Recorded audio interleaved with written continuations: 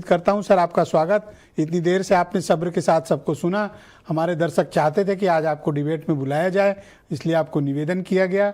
आप बताइए, क्या सनातन को अपनी रक्षा के लिए, अपने धर्म की रक्षा के लिए, क्या हमें गोल्डी बरार और लॉरेंस बिश्नोई जैसे गैंगस्टर, कुख्यात सुपारी किलर्स का साथ लेना चाहिए सनातन को?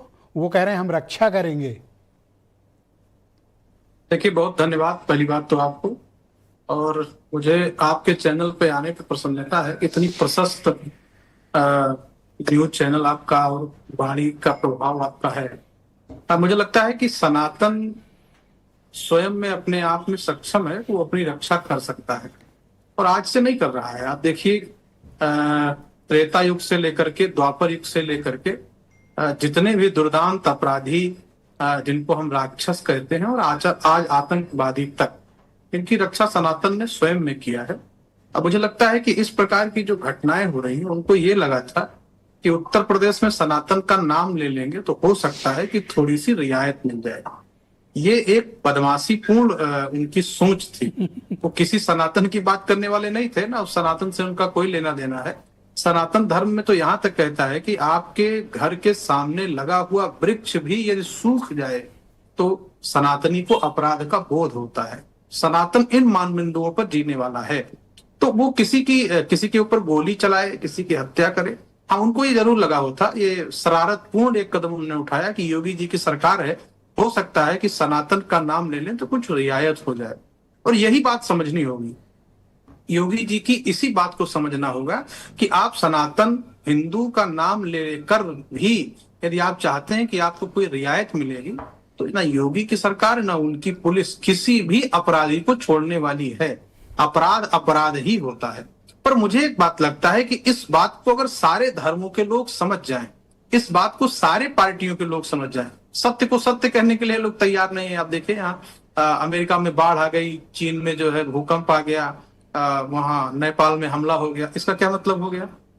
आप इस बात पे डिबेट करने के लिए बैठे हैं, उसको बात कहा जाए कि वास्तव में इसी प्रकार, जिस प्रकार से जो गुंडा हो, बदमाश हो, कोई भी गोली चलाने वाला आचार्य जी, क्या उसके आपको खिलाफ लगता है कि ये लोग सनातन की आड़ लेकर अपना धंधा जमाना चाहते हैं और इस तरह की हरकतें करने की कोशिश करते हैं जो उन्होंने दूसरे राज्यों में कोशिश की? उदाहरण के तौर पर मैंने बाबा सिद्दीकी का मुद्दा, सलमान खान का मुद्दा दिया, कई बड़े बिजनेसमैन जिनसे एक्सटॉर्शन वसूला गया।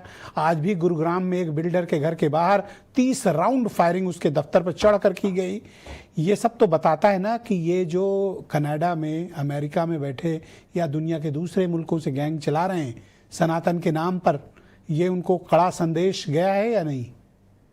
बिल्कुल गया। मुझे लगता है कि सनातन के जितने बड़े रक्षक योगी जी हैं, और उन्होंने तो साफ संदेश दे दिया ना कि अपराध का कोई सनातन, कोई हिंदू और कोई धर्म से लेना देना नहीं है। और सनातन की बात करके आप अपराध करेंगे, ये तो योगी नहीं, साधु महात्मा संत साधक जितने भी हमारे लोग हैं कभी भी इस बात को नहीं मानते। आप बताइए, इस देश में 500 वर्ष के लंबे संघर्ष के बाद हम राम मंदिर प्राप्त कर रहे हैं, सनातनी हैं। पूरे विश्व में ऐसा कोई देश नहीं होगा जहां पर अपने परमात्मा, अपने ईश्वर और अपने आराध्य के लिए इतना लंबा मुकदमा लड़कर, क्यों? क्योंकि सनातनी जो है, जो हिंदू है, वो देश पर विश्वास करता है, संविधान पर विश्वास करता है, न्यायपालिका पर विश्वास करता है। और यही कारण है कि वो न कभी खून खराबी की बात करता है, न कभी मार काट की बात करता है। ये जो लोग फेसबुक पोस्ट लिखी है और कहा है कि सनातन के नाम पर मेरे 2 लोगों ने शहादत दी है। आप बताइए, वो शहादत का दर्जा दे रहा है? नहीं, ये तो आतंकवादियों की भाषा है ना। जैसे यहाँ आतंकवादी मारे जाते थे तो लोग कुछ उनकी मातम बनाते थे। आप देखिए, जब फांसी हुआ तो जेल से निकालने के बाद उसकी इतनी बड़ी उसकी यात्रा निकाली गई है। मुझे लगता है इसी कोटि के ये लोग हैं। हम लोग कभी, सनातन कभी भी हत्या करने वाला, अपराध करने वाला, किसी का खून धन्यवाद आचार्य जी, सनातनी हो ही नहीं सकता है। जी धन्यवाद। कृपया हमारे साथ जुड़े रहिएगा। बहन भाइयों, इस पर चर्चा का दूसरा चरण